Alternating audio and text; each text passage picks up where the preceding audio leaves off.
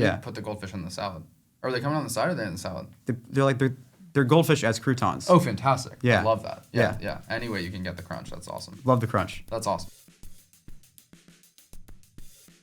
Welcome to the first episode of Foundable, the MIT podcast that tells people stories, not just product stories.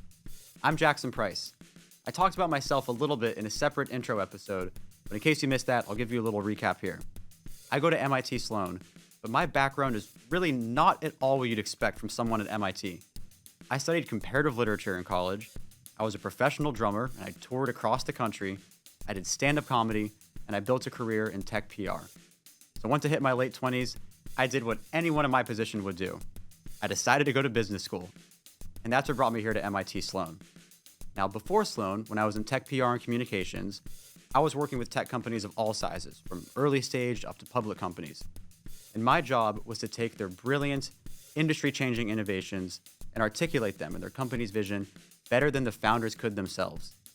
My job was essentially storytelling, and I loved it. It was so cool.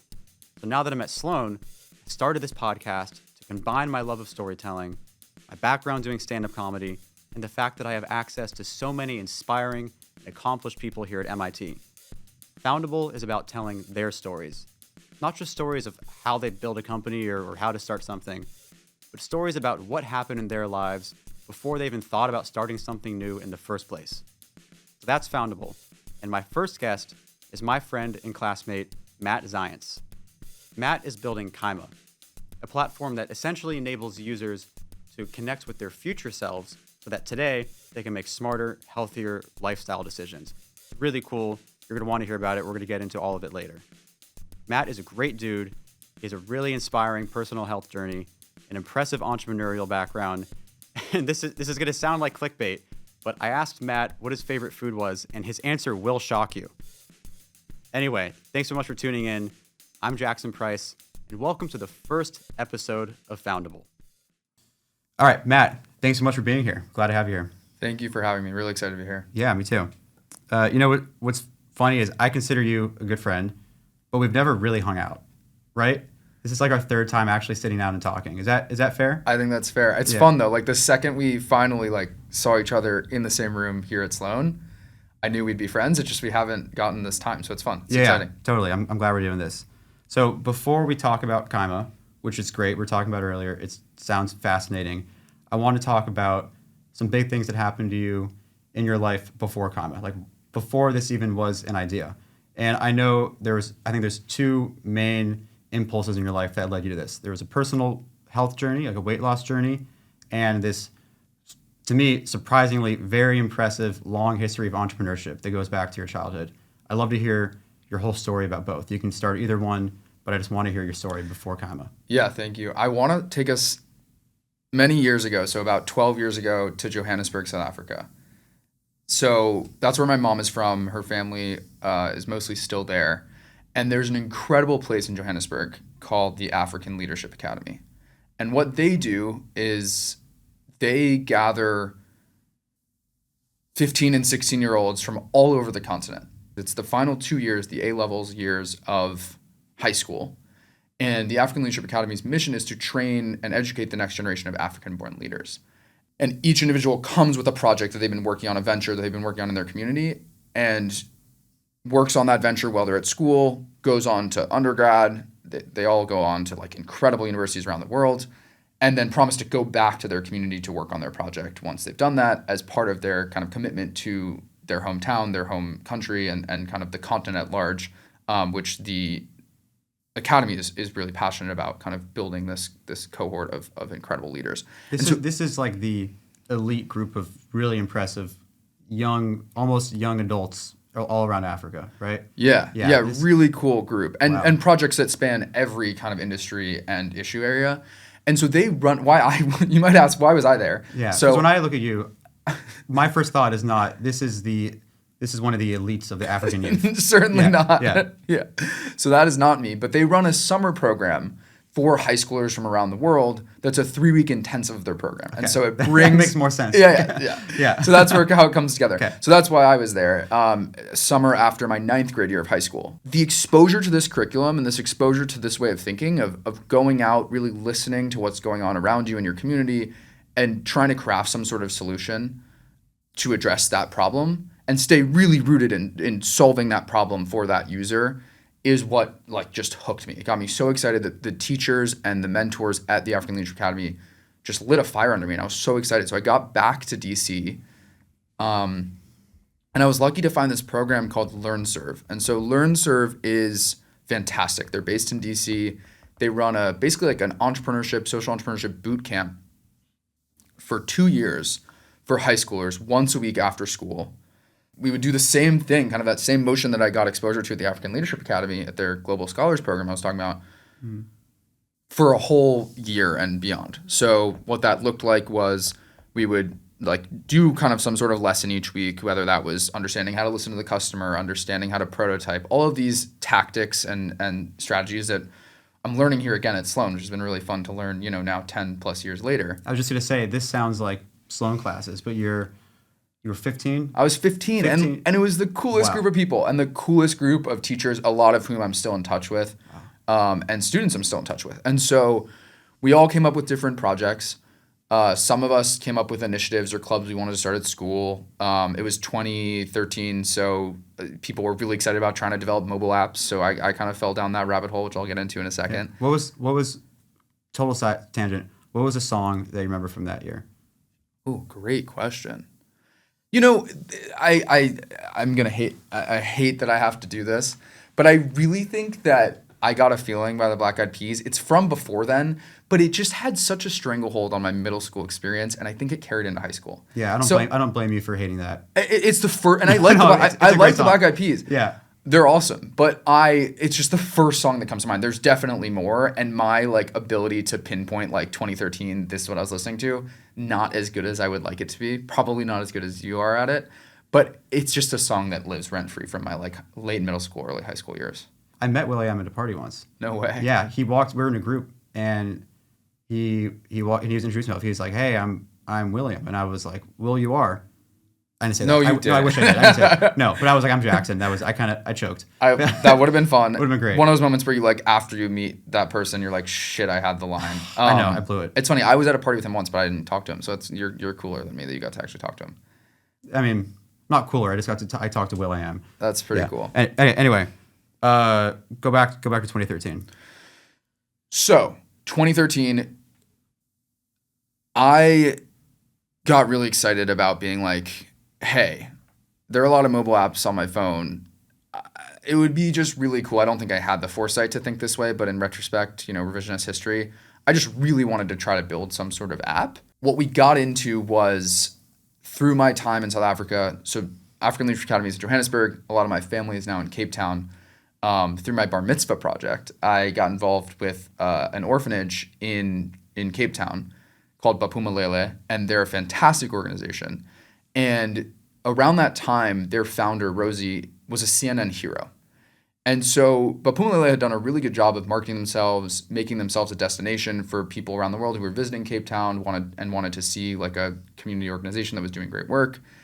And I thought, in my conversations there, volunteering there, helping to raise some money for them, we did start to talk about like, how could we get young people who might have money, might have time, might have attention, might have skills, like how could we connect them to Baphumelele? Because whenever they came through and visited the organization, they were inspired, they wanted to come back to volunteer, they wanted to stay in touch overseas and raise money. And so we started to think like, how could technology bridge this gap? And this was what I was thinking about through LearnServe. And LearnServe gave me that infrastructure to really think about this problem, make sure we didn't just build something that we thought was cool, but actually built something that would be meaningful for this organization and potentially have users on the other side, which we were thinking of, young people that were on their phones all the time. Can there be some space on their phone for something that allows them to give back or think beyond, their Snapchat or their Instagram feed? And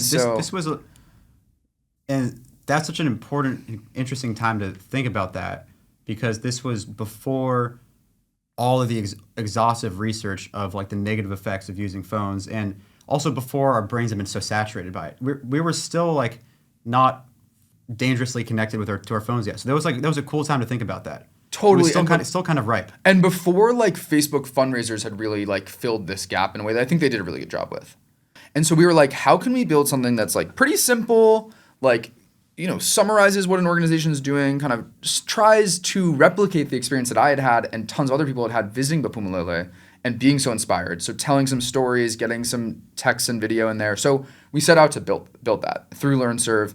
And that actually ended up being like the next like 6 or 7 years of my entrepreneurship journey. So that like really consumed my entrepreneurial energy, got me really excited about it. It was an awesome journey. It ended up, spent the next couple years of high school in LearnServe working on it. Initially was working with a classmate, ended up working with my 2 younger brothers, which was really, really fun. We found a coder out in California who was our age too, who was looking to build his portfolio, liked what we were doing. So he became a really integral part of our team to actually build the app.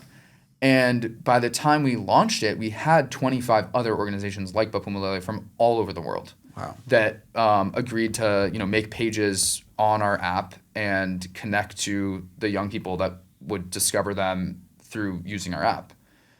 We learned what it looked like to integrate payment methods so that people could actually donate from their phones. We learned the very arduous process of trying to get approved to be on the App Store. Which was really fun to learn and interesting and many highs and lows. We went on TV, us 3 brothers, and talked about the app. We hosted events. So it was an awesome experience. And I think what I'm so grateful for is it really helped to frame my education. So I took a year off between high school and college, got to travel, worked on Connect and Care, spent some time at Bapumulele, like with their team, like talking through the technology, seeing what would be most impactful for them, thinking about other tools that they could potentially use that we could go on to build and kind of inform our roadmap for the organization and for our app. And then actually got to go out to Silicon Valley. So I had a mentor of mine who had built an ed tech company. I would say this is like kind of the first time that I got to see the future of like what my dreams could be one day as like an aspiring like founder, like full-time founder entrepreneur. So you were like, because you saw someone who was just a guy with a startup who founded it and was successful. You're like, this could be me. Yeah. And I saw started to think about like what the life is like what leadership really means in this setting when things are moving so fast and you're like just doing whatever you can to get traction. You have, they had investors already, obviously. So he was moving. The timing was awesome. I had used his product to apply to college. So that product is called Zeme. And Zeme at the time was focused on making the college application experience more media rich. So this was 2014, and the Common App didn't have any pictures or videos or very relevant for you, a very talented high schooler. I'm sure you had a lot of cool content that colleges could have looked at. Yeah. So our whole thing was that students were more than a number. Everyone should be able to share their story in whatever form that takes. And so we had built basically a LinkedIn for applying to college, and through a lot of hard work partnered with the Common App. And so pretty quickly we had in a lot of these schools' Common App applications a field that said what's your Zeme link? This is optional. If you have a Zeme page, we'll look at it, put it in. So I used that to apply to college, submitted that to Northwestern when I was applying to Northwestern. And so I got to basically become this success story. So Connecting Care is still going. I'm working on Connecting Care. On my Zeme page, Connecting Care is probably the biggest thing, right? Sure. But then Zeme was moving from DC to Silicon Valley at the same time that I was taking a gap year. And it just felt like the timing was too good. And I really looked up to the team and had this opportunity to basically become a traveling spokesperson, salesman, outreach coordinator type role for them. Spoke at a lot of conferences of college admissions counselors and college admissions administrators. They get together throughout the year all over the country. And so I would go give a demo for Zeme, talk about how I had loved using it to apply. And it was really cool. So we're in 2016. Then I head to Northwestern, and what I wanted to say is, having entrepreneurship as this kind of frame for how I wanted to use undergrad to get the education I wanted was really impactful for me. So what that ended up looking like is I showed up very excited to Northwestern, thinking I would study social policy, which is what they had accepted me for. And then I wanted to also study comp sci. So I wanted to study the two of those and be like, hey, this is policy, and this is where the world has been, is right now, and is heading from a governance and policy lens. And then technology is here, and I want to be literate enough in code and understand how the building blocks of technology come together to build technologies that actually can make the world a better place. is there an undergrad business degree? Is there an entrepreneurship track? Or were you like, I'm going to do the entrepreneurship stuff separate from the major? The latter. Separate from the major, but I lucked out because a couple years before I got there, Northwestern had started the Garage, which ended up being like the most important place of my undergrad experience. Yeah, so, you've mentioned that a few times to me before. Yeah. Yeah, so that was a physical space on campus, beautiful physical space. Part of which feels like a garage, harkening back to all the awesome companies that have started in garages. And it was meant to be like a home base for entrepreneurship for all of Northwestern, for undergrads, grad students, super interdisciplinary, tons of different degree programs represented. And I rocked up the very passionate, post-gap year, coming off the time in Silicon Valley, to the Garage on literally my first day of school. And Melissa Kaufman, who used to run the Garage, she gave us like this info session talk to all the first years, and I came up to her, and the gist of her talk was like, we're so excited to have you here, but like take your time to get situated. Like we're not going anywhere, and you can come hang out, but like maybe wait 6 months before you apply for residency with your idea. And you were like, no, I'm here right now. I beelined to her and I was like, I word vomit. I was like, I'm here. I was just working on this. I'm working on this with Connecting Care. Like, can I come by like ASAP? Like, I would love to apply ASAP. She was just said ASAP every 5 words. Like, hi, I'm Matt ASAP, and nice to meet you ASAP. You're just so excited. I was buzzed. I probably had Matt, too much coffee. I mean, honestly, I feel like there's some natural caffeine coursing through my veins when it comes to entrepreneurship. I just get so excited. Melissa was like, love your passion, take a breath. And it sounds harsher than it was. It was just like, hey, like we're not going anywhere. Come back, get situated, but like would love to hear from you. And so, I remained persistent. I rocked up to all the events I could go to the next couple weeks. And before I knew it, I was a resident at the Garage, working on Connecting Care, getting, the most incredible energy from my peers who some were other first years, some were fourth years, some were Kellogg students, some were engineering master students. So there was a great mix of people. I spent basically every day of my undergrad there. A lot of those people have remained some of my closest friends. Melissa and Mike, who now runs it, are some of my closest mentors. They're fantastic. I built out a team of classmates of mine from Northwestern, but was I managing that team as well as I could have, or how I would now that I've had more years of kind of experience and growth?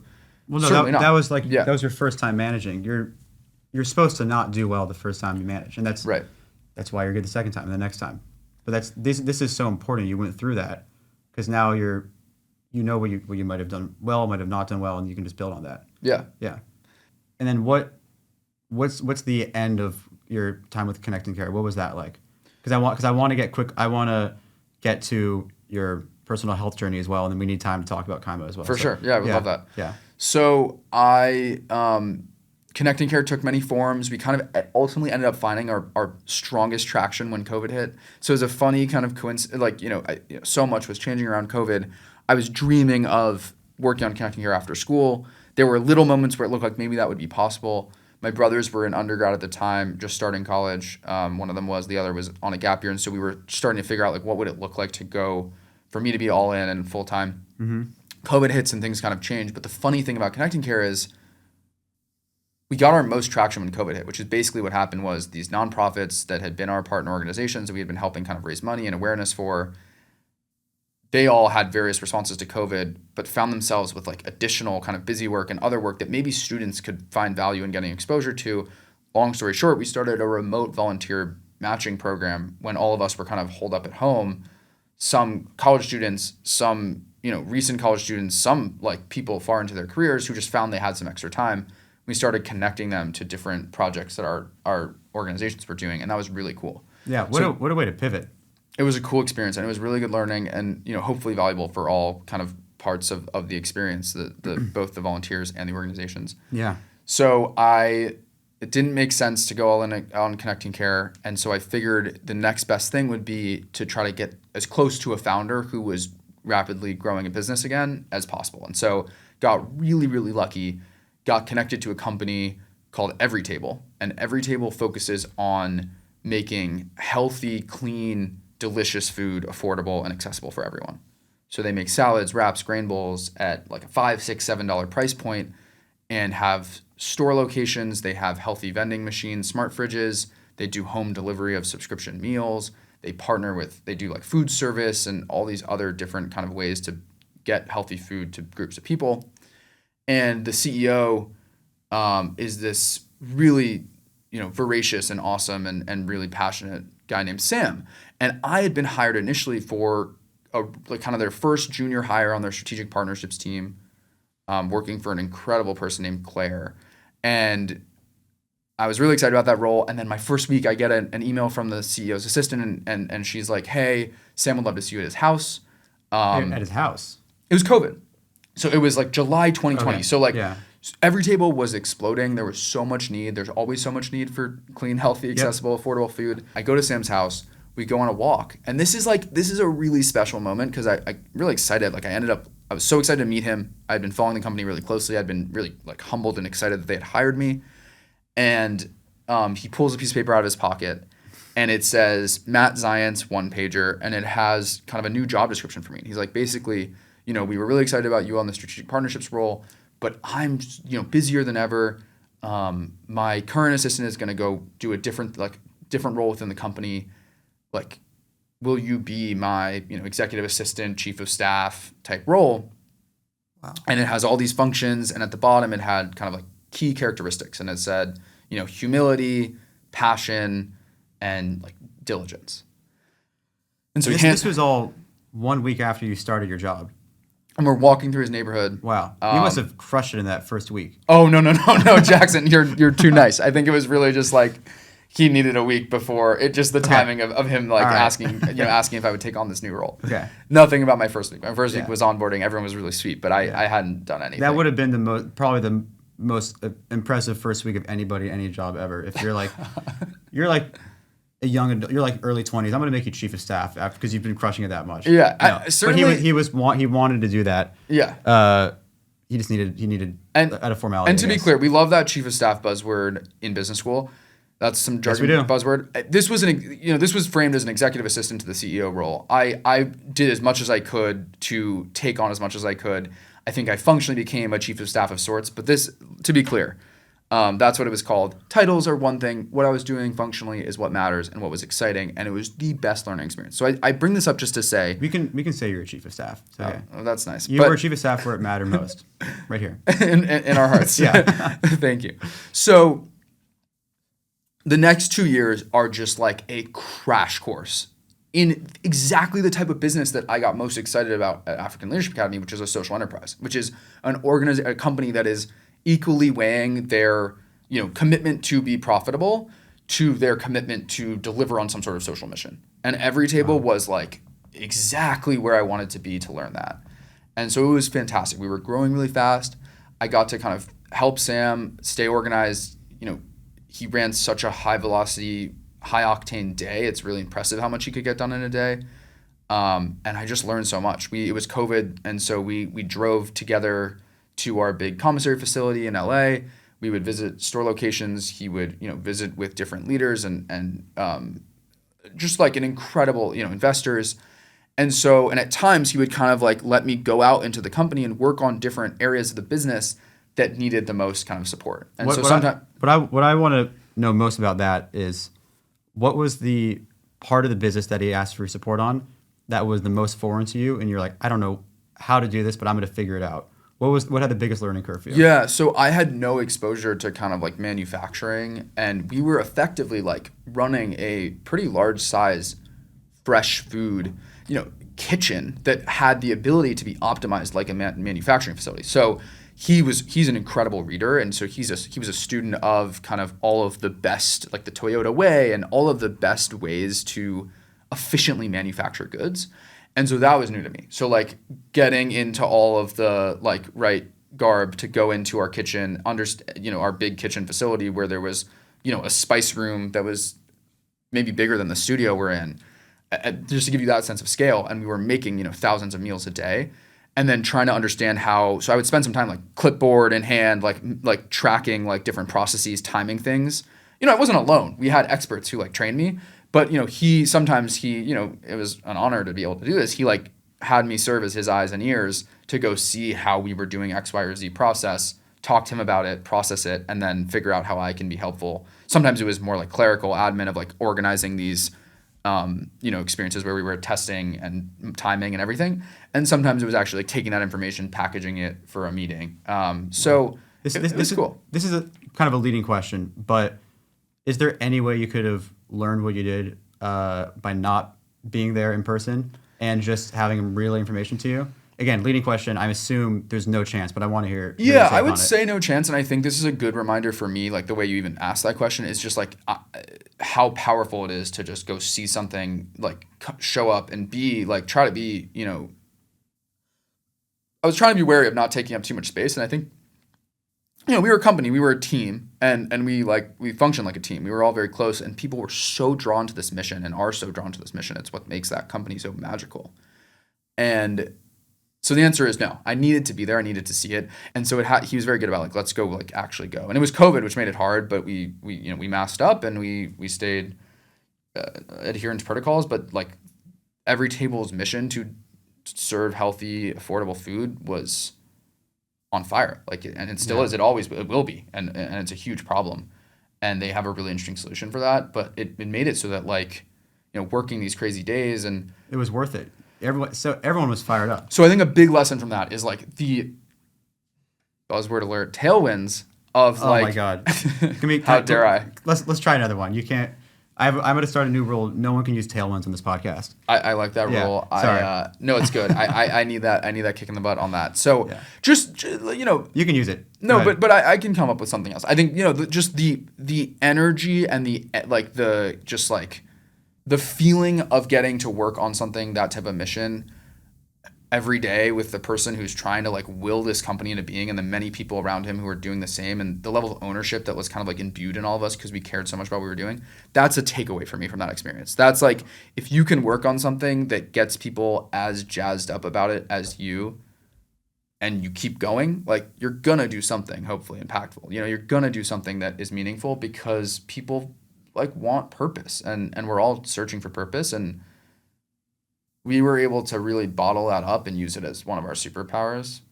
So you've told me, so you were you were in person in all these functions, you were helping out with all these different functions, and the CEO, this founder of every table, was asking you for advice, really trusted your instincts, and you're learning a ton. You weren't an expert, but you're gaining more expertise over time, which is the perfect thing to get out of this kind of role and providing value.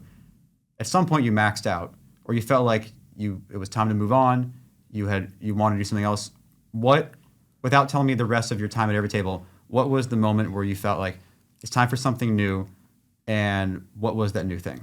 There was a role at Sweetgreen, and I didn't actually think I would stay. Sweetgreen. Yeah, we love Sweetgreen. Yeah, we love Sweetgreen here at Sloan. I mean, we eat a lot of it, and I learned that by talking a lot about my Sweetgreen experience in the fall with my Ocean members. Nice. It definitely tied my identity to it a lot, which was fun for conversations. And That's also cool. They all know, whenever our classmates eat Sweetgreen, they let me know now, which is fun. And they eat it a lot. So that's cool. Yeah. So Sweetgreen was the next opportunity for you. The next opportunity. And that role was much more in the numbers, in Excel for the bulk of the day. It was a role now focused we're talking on business school.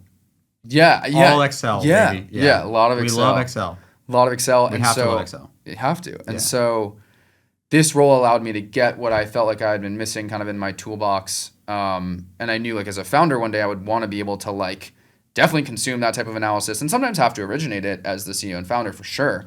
And so the role at Sweetgreen allowed me to focus on doing the kind of underwriting. It's a team at Sweetgreen that focuses on their expansion strategy. So where are you going to put more Sweetgreens? What cities are you going to go to next? How are you going to incorporate different innovations in the business? They actually acquired a really cool robotics company from MIT. So part of my attraction to MIT actually called Spice, and they have a fully automated kitchen concept that now Sweetgreen has integrated into their kind of future. And so some of my job was getting to think about what that meant for Sweetgreen's growth. So learned a ton there, got to be at a place where, they're now 15 plus years in, they have true product market fit. It's a very strong product. It's a delicious product. And now they're really focusing on growing it across the country. And so seeing that was really cool. Again, on that same note of getting to see where I ultimately want to be one day. I was really lucky to get to work. All three of the founders of Sweetgreen are still very involved and running the business. And so getting to see the three of them, almost 20 years later, their sleeves rolled up every day, coming into the office, working hard on their business. Now that it's, it's a big business now, publicly traded, really cool company. And so that was inspiring again. And then, I knew. Actually, Yeah. So far I've heard two big takeaways from Sweetgreen stand out to me. One is the founder takeaway. 3 founders still this far into the game, they're hands-on, rolling their sleeves up, getting their hands dirty, very involved, which is only inspiring for anybody who wants to work at a company, Totally. join a company, start one. That's a great example to set. The other takeaway that I'm hearing is this is the first, or this the first. This is an interesting time and career choice for you, where you pursued something that you knew you weren't really good at or an expert at. Before, all of entrepreneurship and startup life is sort of the unknown. This was like underwriting, financial modeling. I'm not great at it. But you pursued that role, which is, I think, very impressive and commendable. You chose a role that would just fill in a skills gap.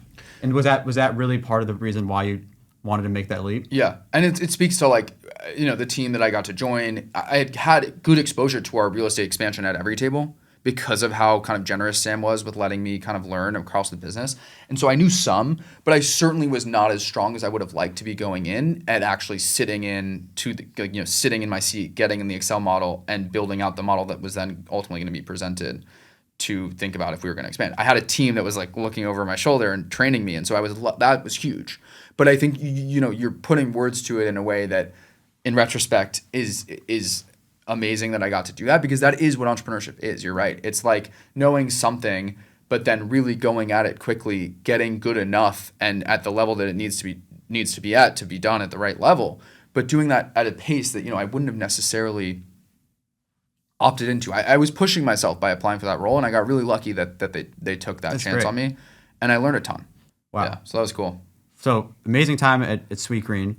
And I guess that led you to Sloan, because obviously everyone knows he's a Sweetgreen guy, like you said. So that was the most recent thing. Yeah. I want to talk about Kyma in a bit, but I also want to go way back in time again, and I want to hear about your personal health journey, because Kyma it's not just solely a health tech app, but it's grounded in wellness and having a healthy life. And Totally. Your whole career has really been about healthy life and well-being in some form or another. So what was your personal journey like with your own well-being and your health and your wellness and your weight loss journey, I guess? Totally. No, I appreciate the question. I think always quite active, really have loved sports, was in environments where sports was a big part. I was at an all-boys school for a bunch of years, but just never, I think as much as I love sports, I also have always loved food, and I've loved delicious food. I've been lucky to have access to a lot of delicious food. And for me... Which sports, real quick, and top 2 foods? Oh, great question. So lacrosse, football, and basketball. Lacrosse and football by the end of high school. Basketball, look at me, fell off on that front. Yeah. But my parents very lovingly told me to quit before my 9th grade season.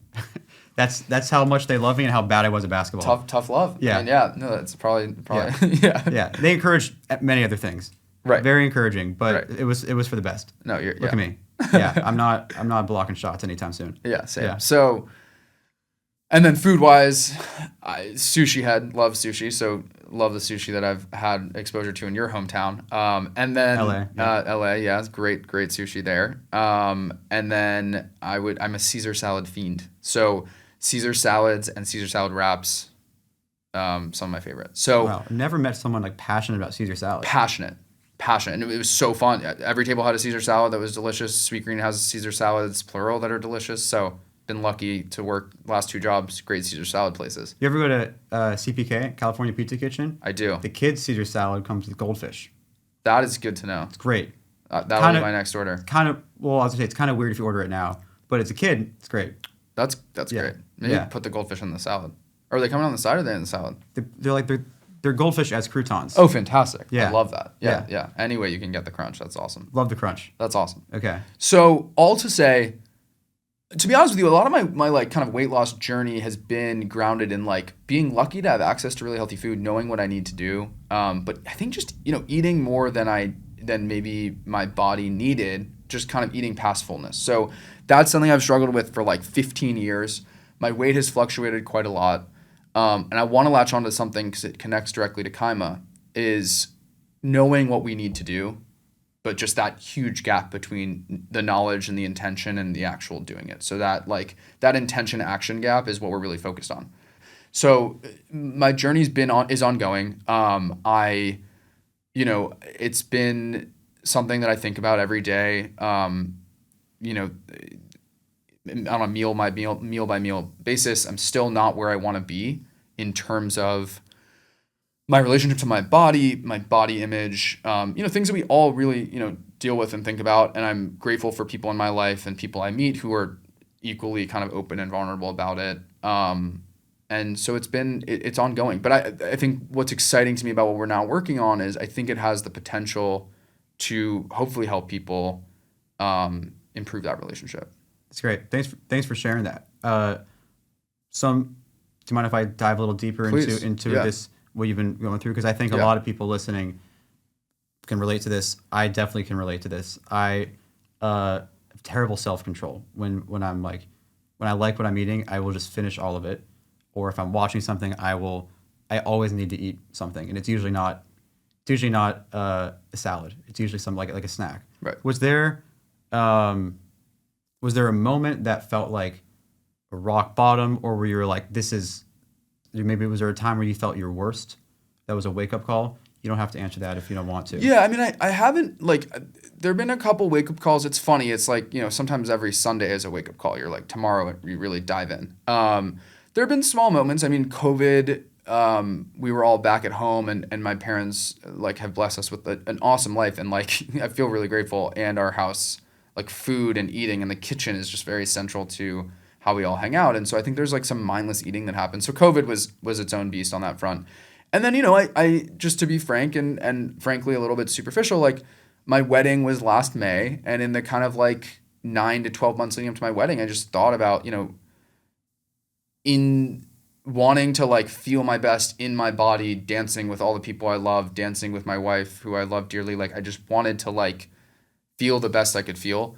Is there a piece of that is just the visuals of the superficial piece of I want to look back at these photos and how I look? 100%. That's okay. Yeah, and that's just human nature, right? So, I joined this wonderful gym in LA that really got me motivated. I'm happy to talk about it. I did go on Ozempic, and I went on one of the GLP-1 drugs, and so I'm still on that. I'm kind of in the process of figuring out if I want to stay on it because I feel I'm not really sure, how it's going now, but I've kind of reached a pretty significant plateau, and using Kyma to try to get out of that plateau has been interesting. Yeah. Good for you though for being aware of that, and also just being proactive about making changes. Yeah. So it's definitely a lot of uncertainty around it.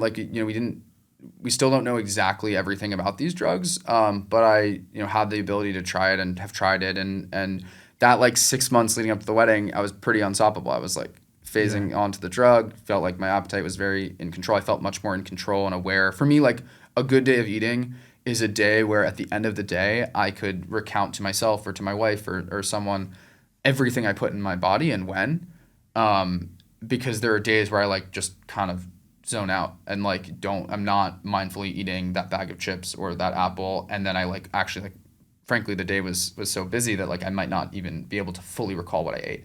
And so a tangible thing I felt initially when I went on those weight loss drugs is I really could it was I was still nourishing myself for sure. I wasn't starving myself, but it was just very clear to me at the end of the day what had gone in my body, which meant that it enabled me to be a bit more mindful about it, right? Mm-hmm. So, these drugs are an open question, and as I'm learning, they're just one piece of the equation, right? So there's still this relationship with myself.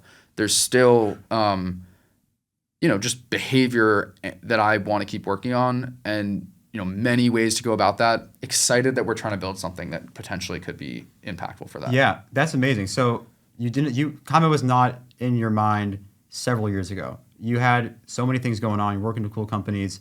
You also were going through this fluctuating weight that sounds like largely driven by sort of a lack of intentionality in what you were eating. That's been a problem for me and for a lot of people.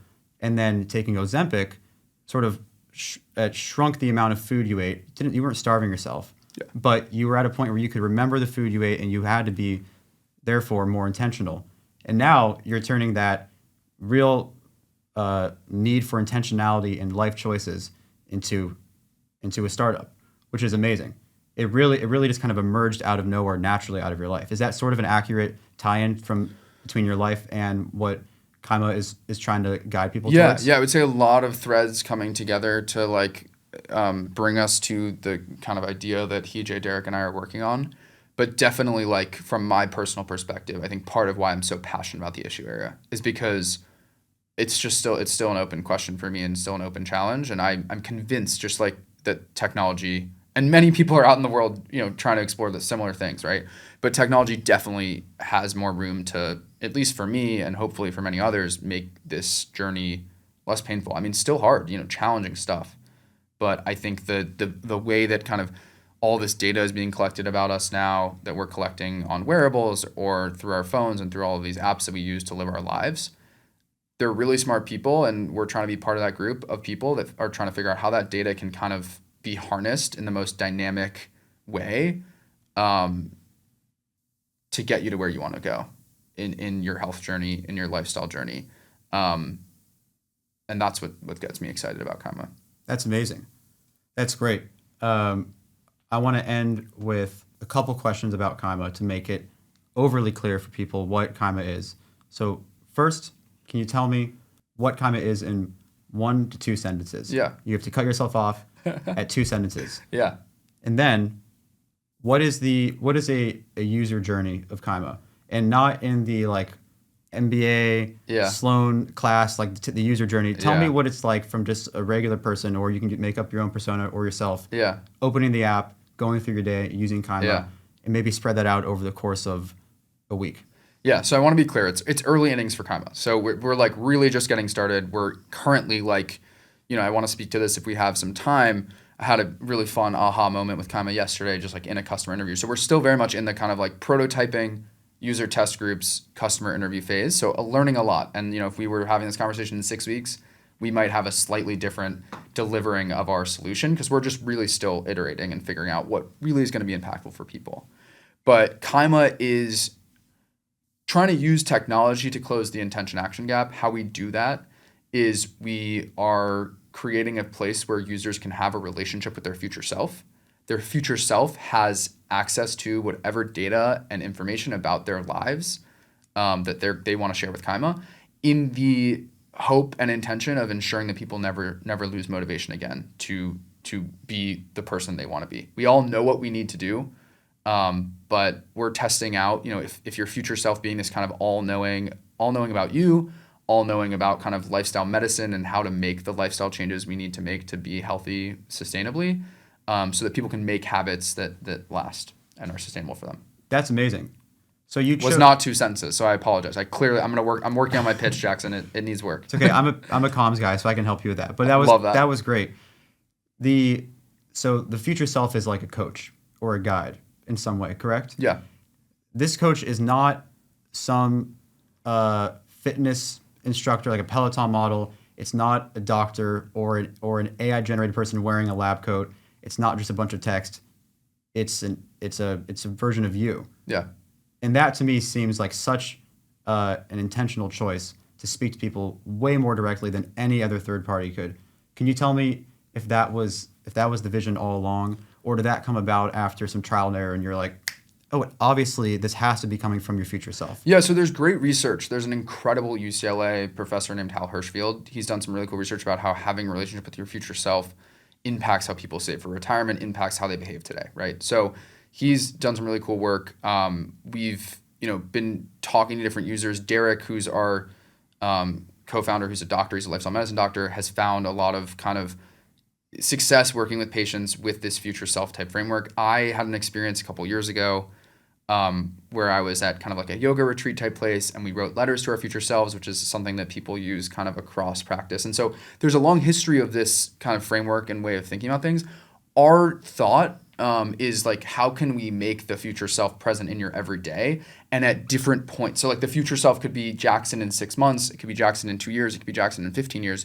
The user, hopefully as we build it, will be able to decide kind of which version of their future self they want coaching them and when, and it's more dynamic. But the fundamental thought is that, can I help myself help any user using our app Kyma, change that behavior, see how the little boring things that they have to do today to kind of brick by brick build this habit. Can that relationship with the future self and this dynamic future self really move the needle there? So that's what we're testing. It's an open question, but it's been exciting so far. That's amazing. Thank you for sharing that. This was awesome. I love this whole conversation. This was great. You have such a cool backstory and journey to this startup, and I just loved hearing about your childhood and I appreciate you opening up about your personal story. So thank you, man. This is great. Thank you. This was really fun. Yeah. I loved it. Yeah. So we have to wrap up. Last thing, off the top of your head, give a shout out to one person. Wow. Today it's got to be my wife. I'm gonna shout out Sarah because she knew I came to Sloan to speed date on the founder side. And the fall was, I was speed dating, and she really encouraged me to just like keep having conversations, keep talking to people, and actually like shook me a little bit a couple months in when she was like, "What you're working on is really cool, and who you're working with seems really cool, but like I don't think this is you." And she was like, "You keep talking about this guy Hijay who you met, like you guys must have something to work on." And so Sarah really pushed me, and met Sarah at Northwestern when we were undergrads, and she's just pushed me and to really find the right fit and the right people to work with on, and is very encouraging. So shout out to Sarah today. Sounds great. Shout out to Sarah.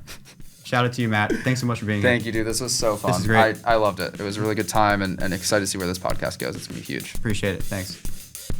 Thanks so much for listening. I hope you enjoyed that. I want to give a quick shout out to the Voxel Lab and Innovation Headquarters here at MIT. Thank you, Voxel Lab, for letting me use your podcast space. Very much appreciated.